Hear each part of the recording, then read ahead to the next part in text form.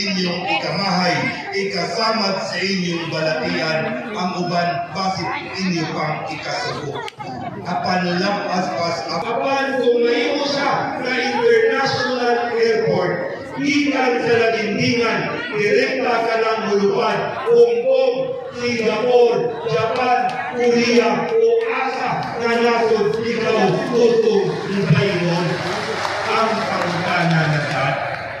Kumusta naman ang lagindingan airport? Nilabay nga ni siyempre, uman kang Congressman Christian Unabia, ang lagindingan domestic airport mahimo na lagindingan international airport, malayo na ang atong development.